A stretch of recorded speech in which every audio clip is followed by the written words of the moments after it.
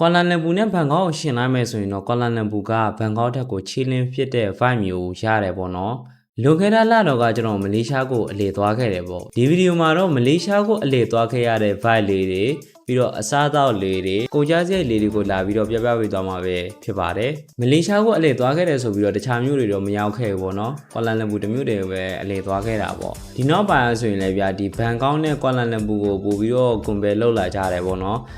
်ဘယ် feeling ကပို့ပြီးတော့ mind လေတို့ဒါမှမဟုတ်ဆိုရင်ဒီကိုကြားစရိတ်ဘာညာအဲ့ဒါတွေကို compare လုပ်တယ်ပေါ့နော်ဒီဗီဒီယိုမှာတော့ကျွန်တော်ကိုယ်တိုင်သွားခဲ့ရတဲ့အတွေ့အကြုံလေးကို sharing လုပ်ပြီးသွားမယ်ပေါ့နော်အရင်ဆုံးအနေနဲ့ကကျတော့ဒီကွာလာလမ်ပူရဲ့ vibe နဲ့ဘန်ကောက်ရဲ့ vibe ကိုပြောပြမယ်ပေါ့နော်ကွာလာလမ်ပူကကျတော့ဘန်ကောက်ထက်ကိုနေရတာကဒီနည်းနည်းလေးချီလင်းဖြစ်တဲ့ vibe မျိုးပေးတယ် living standard ကကျတော့လေကွာလာလမ်ပူကအလောက်မြင့်နေလည်းမဟုတ်ဘူးဗျာရှင်းပြောရရင်ဘန်ကောက်ကတော့ living standard ပို့ပြီးတော့မြင့်မလားတော့မသိဘူးတချို့ဖတ်တယ်ပေါ့နော်ဒီမှာဘန်ကောက်နဲ့ကွာလာလမ်ပူရှင်လိုက်တဲ့အချိန်မှာဆိုရင်တိတိထင်ရှားတဲ့အချက်တစ်ခုอ่ะပေါ့နော်ဘာလဲဆိုရင်ဘန်ကောက်က night life city ပေါ့ရှင်းပြောရရင်ကွာလာလမ်ပူတက်ဆိုင်တော့အများကြီးအလက်ဖြစ်တယ်ပေါ့နော်ကွာလာလမ်ပူမှာကျတော့ဒီလိုမျိုး night life မရှိဘူးပြောချင်တာကဒီ night club တွေဘာတွေအဲ့လိုမျိုးမရှိဘူးပေါ့နော်ကျွန်တော်ပဲမရောက်တာလားဘာလားတော့မသိဘူးတရုတ်တန်နေဘာညာသွားခဲ့သေးတယ်ပေါ့နော်ဒါပေမဲ့ကလပ်တွေဘာတော့မရောက်လိုက်ဘူးဗျာသူတို့ကလပ်တွေကလည်းဘန်ကောက်ကလပ်တွေလိုမျိုး public area ထဲမှာလောက်တာတဲ့ကလပ်မျိုးတွေမရှိဘူး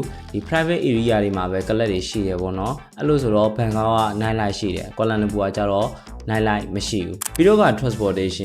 transportation ကကွာလာလမ်ပူမှာကျတော့ဗျာဘန်ကောက်ထက်ကိုအများကြီးဈေးကြီးတယ်ပြီးတော့လည်း grad တွေဘာညာကျတော့ cycle grad တွေဘာတွေမရှိဘူးအဲ့လိုဆိုတော့ transportation ကဘန်ကောက်နဲ့ရှင်းနေဆိုရင်တော့ဘန်ကောက်ကအများကြီးတာတယ်ပေါ့နော်နောက်တစ်ခုရှိတာကျတော့ဒီလိုမျိုး grad တွေဘာတွေခေါ်လိုက်တယ်ဆိုရင်လည်းချက်ချင်မလာဘူးဗျာစောတာတော်တော်လေးကြာတယ်15မိနစ်20မကောက်ဘူးတခါကြီးကြာရင်နိုင်ခွက်45မိနစ်အလောက်ထိကိုစောရတယ်ဗျာ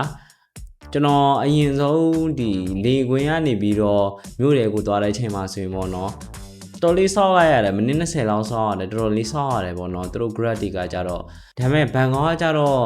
ပို့ပြီးတော့မြန်တယ်ပေါ့နော်အဲ့ဒီအတွက်ကို transportation ကကြတော့ဘန်ကောက်ကပို့ပြီးတော့တာတယ်လို့ထင်တယ်ပြီးတော့ MRT ဘန်ကောက်ရဲ့ MRT တွေကကြတော့အရင်ကြီးအသက်မညံအောင်ပေါ့နော်ဒါပေမဲ့ကွာလာလမ်ပူရဲ့တချို့ MRT တွေကကြတော့အတန်ညံတယ်ပေါ့နော်တခါတလေကြာရင်ဒီ MRT ကဘယ်လိုလဲဆိုရင်အကြာကြီးစောင်းရတဲ့အခါမျိုးတွေတော့ရှိတယ်ဗျာပြောချင်တာက10မိနစ်10မိနစ်15မိနစ်အဲ့လိုမျိုးစောင်းရတဲ့အချိန်မျိုးတော့ရှိတယ်အဲ့လိုဆိုတော့ transportation ကဘန်ကောက်ကပို့ပြီးတာတယ်လို့တော့ပြောလို့ရတယ်ဒါပေမဲ့ကွာလာလမ်ပူမှာကျတော့ဒီအမြန်ရထားရှိတယ်ပေါ့နော်ဘန်ကောက်ကကျတော့ဒီ MRT တွေကကျတော့တနာရီကိုမိုင်ဘယ်လောက်မိုင်80လားအဲ့လောက်ပဲသွားတယ်ပေါ့နော်ကွာလာလမ်ပူမှာကောင်းတာအချက်တစ်ခုကကျတော့လမ်းခွင့်ဘက်တွေကမရှိဘူးအဲ့လိုဆိုတော့ transportation တွေပါတယ်ငှားတဲ့ချိန်ကြရင်တော့အဆင်ပြေပြေနဲ့ငှားနိုင်တယ်ပေါ့နော်ကိုကအင်္ဂလိပ်လိုပဲပြောတတ်တယ်ဆိုရင်အဆင်ပြေပြေနဲ့ငှားနိုင်တယ်ပေါ့နော်ဒါပေမဲ့ဘန်ကောက်မှာကျတော့မရဘူးဗျာကိုကထိုင်းလို့မတက်ဘူးဘာလို့ဆိုရင်တော့ကိုကိုဂျင်းလန်းထည့်မယ်ဗျာအဲ့ဒီတစ်ချက်ကြီးကကြတော့မကောင်းပေါ့နော်အဲ့လိုဆိုတော့ဒီ language ဘိုင်းမှာဆိုရင်တော့ကွာလာလမ်ပူကပိုပြီးကောင်းတယ်လို့တော့ပြောလို့ရတယ်ဗျာနောက်တစ်ခုကကြတော့အစားအသောက်ပိုင်းမလေးရှားနေရဲ့အစားအသောက်ကကြတော့ပေါ့နော်ဒီမြန်မာတွေရဲ့အစားအသောက်နဲ့ပိုပြီးနီးစပ်တယ်လို့တော့ထင်တယ်ဘယ်လိုပြောရမလဲဒီအစီအနှစ်များတဲ့ဒီအစားအသောက်တွေပုံစံမျိုးပေါ့နော်အဲ့လိုဆိုတော့မြန်မာတွေအတွက်ပို့ပြီးတော့အဆင်ပြေတယ်ဗျာအစားအသောက်ကကြတော့ကွာလာလမ်ပူကပိုကောင်းတယ်လို့တော့ထင်တယ်ဒါပေမဲ့ဈေးအားကြတော့ကွာလာလမ်ပူကပိုကြီးတယ်တနက်စားကိုပဲသူက ringgit 15 ringgit 20 ringgit လောက်ကျတယ်ပေါ့နော်ကွာလာလမ်ပူသွားတဲ့ချိန်တော့တဲတာကြတော့ဒီဘူကစ်မင်နမ်မှာတဲတယ်ပေါ့နော်အဲ့လိုဆိုတော့အဲ့ဒီနေရာကပဲအစားအသောက်ဈေးကြီးတာလားတော့မသိဘူးဒီအစားအသောက်တွေထဲမှာဆိုရင်တော့ဈေးတော့ဆိုအစားအသောက်တစ်ခုတော့ရှိတယ်ဗျအဲ့ဒါကကြတော့ဘာလဲဆိုရင်နက်စီလမတ်ဆိုတာဘယ်လိုမျိုးလဲဆိုရင်တော့မြန်မာအခေါ်ပေါ်ဆိုရင်တော့အုံထမင်းပေါ့ဝထမင်းအဲ့လိုမျိုးစက်တာနဲ့လောက်တာရှိတယ်ဒါမှမဟုတ်ဘူးဆိုရင်လည်းဘဲဦးနဲ့ပေးတာရှိရပေါ့နော်အဲ့လိုမျိုးနက်စီလမန်တော့ဈေးတော့ဆိုပဲသူက2 ringgit to 3-4 ringgit အဲ့ဒီလောက်ပဲကျတယ်ပေါ့နော်နောက်ပြီးအစားအသောက်တွေကဈေးတွေကဘန်ကောက်ထက်ဈေးနည်းနည်းလေးပိုကြီးတဲ့ဆိုပေမဲ့လို့ပေးရတာတန်တယ်လို့တော့ထင်တယ်ပြောချင်တာပေါ့နော်ကျွန်တော်ကဒီကွာလာလမ်ပူကို travel သွားတာဆိုတော့အလောက်တော့300မှာပဲလေနော်နောက်တစ်ခုကကြတော့ living cost ကဆိုရင်တော့ကွာလာလမ်ပူကဘန်ကောက်ထက်ကိုဈေးလေးနည်းနည်းပိုကြီးတယ်ပေါ့နော်နောက်ပြီးတော့ဒီပေးရတဲ့ဈေးနဲ့မတန်ဘူးလို့ပဲပြောရမလားတော့မသိဘူးအခန်းတွေကတော်တော်လေးကျင်းတယ် ကျွန်တော်တတဲတဲ့ခံဆိုရင်တော့ ringgit 100ကနေပြီးတော့ ringgit 120အဲ့ဒီဝင်ချင်းပေးရတယ်ပေါ့နော်အဲ့ဒါတော့အခန်းကတော်လေးကြီးနေဗျာပြီးတော့ရေချိုးခန်းအိမ်သားတွေကကြတော့လေအဲ့လောက်ကြီးမကောင်းပေါ့နော်ပြီးတော့သူတို့ရဲ့အိမ်သားတွေမှာဆိုရင်ဗျာဒီလိုမျိုးဒီရေဆေးတဲ့နေရာရှိတယ်ပေါ့နော်အဲ့လိုမျိုးဟာတွေကိုကြတော့သူတို့ကထိတ်ခေါင်းကိုဖြုတ်ထားတာလားဘာလားတော့မသိဘူးတိတ်ပြီးတော့အစင်တော့မပြေဘူးဗျာအဲ့လိုဆိုတော့ living cost က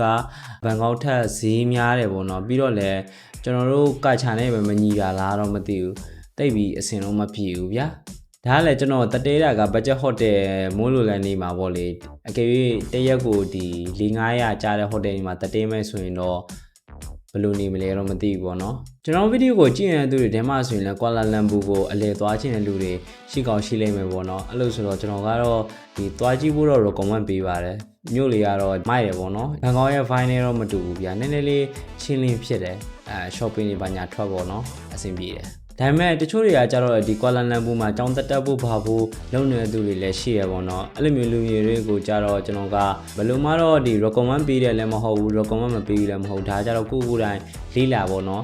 ဘန်ကောက်ထက်တော့နေစိတ်စားစိတ်ဈေးများတယ်ဒီကွာလာလမ်ပူမှာဗျာဒီလိုမျိုးတိုက်ခန်းနေပါလိငှားနေမယ်ဆိုရင်တော့အနည်းဆုံးကတလားကိုဒီ800 1000အဲ့ဒီဝန်းကျင်ရှိရပေါ့နော်အဲ့လိုဆိုတော့နေစိတ်စားစိတ်ကတော့ဈေးများမှာပဲဗျာပြီးတော့အလုပ်တွေပါညာကတော့လုံးလုံးမရတာများတယ်အဲ့တော့ကိုចောင်းတက်မဲ့လူတွေကကြတော့ကိုယ့်အကိုစဉ်းစားပေါ့ကောင်းတယ်လည်းမဟုတ်ဘူးမကောင်းလည်းမဟုတ်ပေါ့နော်so ကျွန်တော်ဗီဒီယိုလေးကတော့ဒီလောက်ပဲပေါ့နော်ကွာလာလမ်ပူသွားခဲ့တဲ့အချိန်တော့ကတခြားသိချင်တဲ့ဒီ experience တွေအကြောင်းကို sharing လုပ်စီချင်တယ်ဆိုလည်းကျွန်တော်ကိုလာပြီးတော့ comment တွေမှာမှန်းသွားလို့ရတယ်ပေါ့နော် bye bye